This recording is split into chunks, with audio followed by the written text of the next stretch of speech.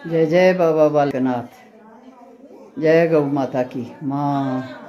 आइए आज आपको उस स्थान के दर्शन करवाएं जहाँ से ये विषय उठा, गौ माता राष्ट्र माता।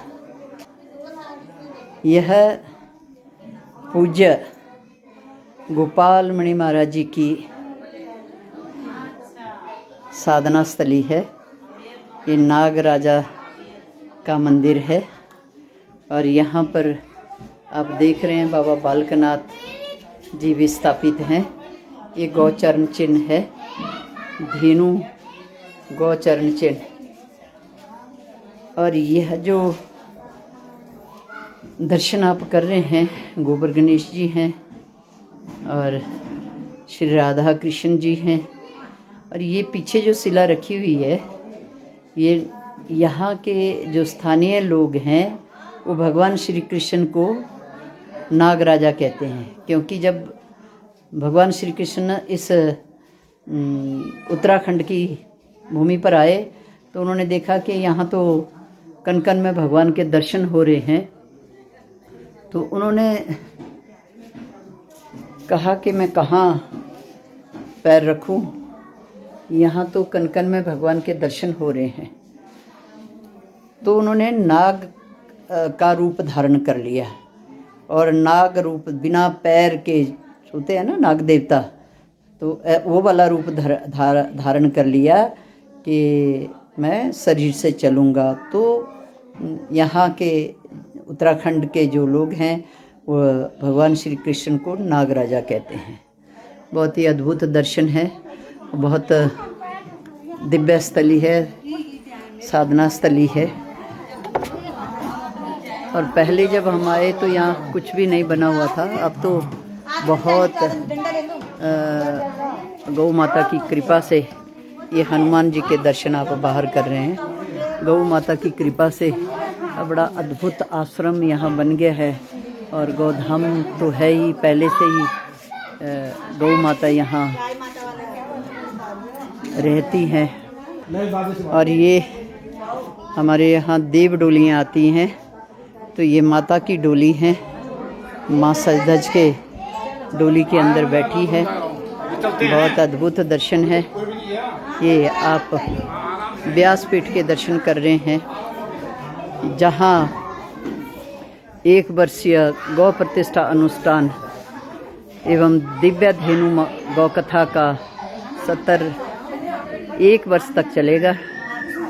और चारों पीठों के जो हमारे पूजनीय चारों पीठों के शंकराचार्य जो हम सब के गुरु हैं, उनके दर्शन भी यहाँ हो रहे हैं। गौ माता के दर्शन हो रहे हैं। और नाग देवता आप पीछे देख रहे हैं कि यही भगवान श्री कृष्ण यहाँ पर उत्तराखंड में यही भगवान श्री कृष्ण का स्वरूप है। इसी को लोग कहते हैं नाग देवता, भगवान श्री कृष्ण। तो ये बहुत अद्भुत दर्शन है। और 1 वर्ष का जो अनुष्ठान चल रहा है, ये आप यज्ञशाला देख रहे हैं, यज्ञशाला है। और यहाँ आपको वेदी के दर्शन भी करवा दें, जहाँ प्रतिदिन पूजन होता है। यहाँ हमारे आचार्य जी बैठे होते हैं, अनुष्ठान चल रहा है, जप चल रहा है, पाठ चल रहा है, कथा चल रही है। और पूज्य महाराज जी, पूज्य गोपाल मणि महाराज जी, यहाँ पर 1 वर्ष के लिए यह अनुष्ठान रखा गया है।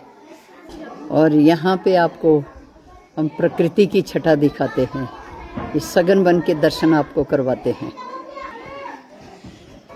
बहुत ही अद्भुत वन है, सघन वन। यहाँ देखिए क्या अद्भुत छठी की जो छटा है, ये दैवीय छटा को आप देखें, कितना अद्भुत। पूरे चारों ओर ये जो आश्रम बना हुआ है, इस आश्रम के चारों ओर ऐसा सघन वन है, दिव्य वन है।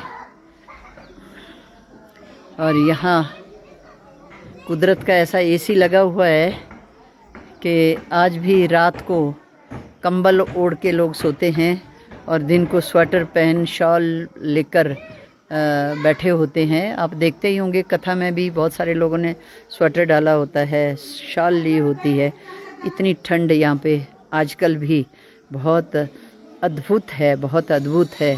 और यहाँ जो जल है कितना शुद्ध है, जितना पानी पीते जाओ उतना भूख लगती जाती है। कुछ भी खा लो सब हजम हो जाता है सब डाइजेस्ट हो जाता है। इतना बढ़िया यहाँ पे है कि किसी के पास समय हो, मैं तो कहती हूँ कि लोग छुट्टियों में पता नहीं कहाँ कहाँ जाते हैं, तो ऐसी जगह आना चाहिए, ऐसी अद्भुत जगहों में आना चाहिए छुट्टियां मनाने के लिए। कथा भी सुनो, साधना भी करो, सेवा भी करो, भक्ति भी करो और छुट्टियां भी मनाओ। माँ